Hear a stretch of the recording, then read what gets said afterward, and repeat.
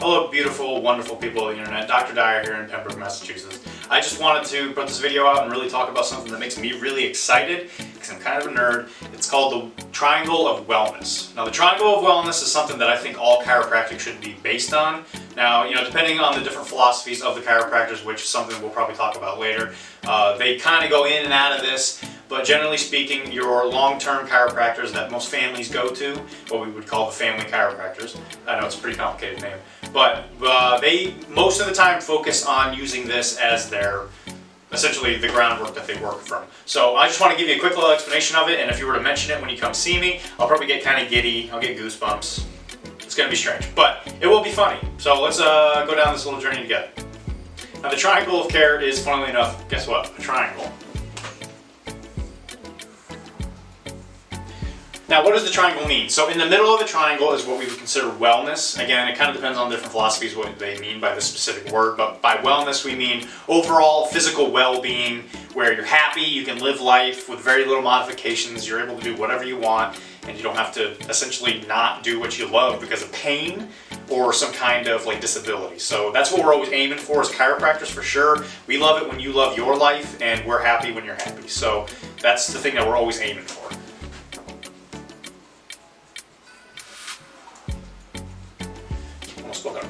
So the three things that really hold this together are the three things that cause what we call disease, or again, depending on the philosophy, dis-ease. Now, the first very important one is the one that we see probably the most often. It's the physical component.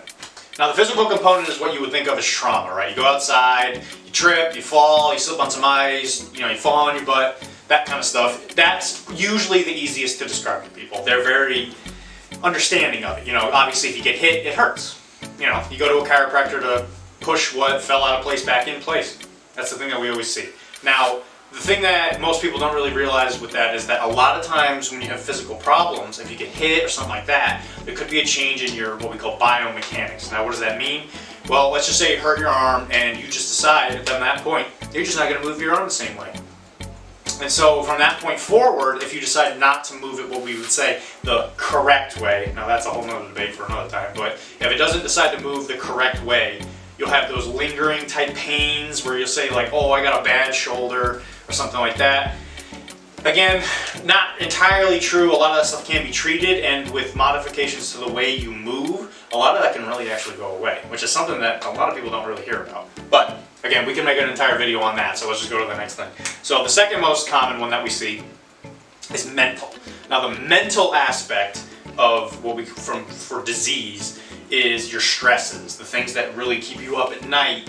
All the little things, your kid has all this stuff he's got to worry about. You got to worry about his field trip, soccer practice, all that kind of stuff. Now, a lot of people are really familiar with that, but let's go into a little bit more depth. Now, there's this thing called the psychosomatic reflex. Now, that's a really big word. I wouldn't recommend trying to spell it. Don't worry. I might put it up there. Maybe that. But the idea is that you can think yourself into the issue that you think you're having. What does that mean? Well, if you constantly think you're oh man, I must have diabetes because of this or that, funnily enough, the body is really kind of strange in the fact that it will attempt to do what it thinks it has. So a lot of times you'll see people that have stressful lives and all that, and they just kind of accept it. So you'll see people that, they go and work at the same job, they really don't enjoy it, and they just decide from that point forward, they're just unhappy. Now, unfortunately, if you do that, that's just the way it's going to be. You have to really make a change in that aspect to really get to the full peak of wellness, which is what we're after. Now, chiropractors aren't therapists per se. We can help with the lower grade stuff, but I think a lot of chiros should recognize the fact that sometimes you do need to send it out. Therapists, I love therapists. I think it's very important that that is taken into consideration, and sometimes that's missed. So really, I would like it if you guys knew that that was actually a real thing.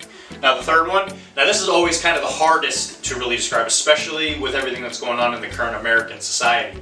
Now we call it the toxins. More often than not, it's what we consider diet. Now toxins are one of those things where it can be easy to understand, where if you get bit by a poisonous snake, it kind of makes sense why that wouldn't be so good, right? If you get bit by a rattlesnake, don't go to a chiropractor, you probably want to go to the hospital. Thankfully I haven't had too many of those come in. But something that you should really keep in mind is the thing that we put into our body is what we're going to get out of it. I'm sure you've heard the saying trash in, trash out. Now, if you constantly eat bad food, fast food, carbs all the time without appropriate amounts of fat and protein, a lot of times this will manifest as your organs aren't able to do their jobs they're supposed to. So a lot of times there's this concept that organs will get tired. A lot of times you'll hear that about the adrenal glands, about the liver, stuff like that. Now, if those aren't working efficiently, it can't get the things that need to get out. A lot of times with stuff like constipation, you got to think constipation is, everything's getting held up. Now, if that stuff sits in there, that stuff is toxic to you. The body's really good at handling it, but if it's in there for so long, eventually those toxins are going to build up and stuff like that. So with chiropractors, we always like to keep that in mind. If you're having issues that just tend to linger, and no matter if we address the other two, the physical or the mental aspects, then diet is always a good thing to look for, just because of the fact that there's obviously still something going on, and we really want to get rid of it permanently. I mean, who doesn't want to be permanently good, right?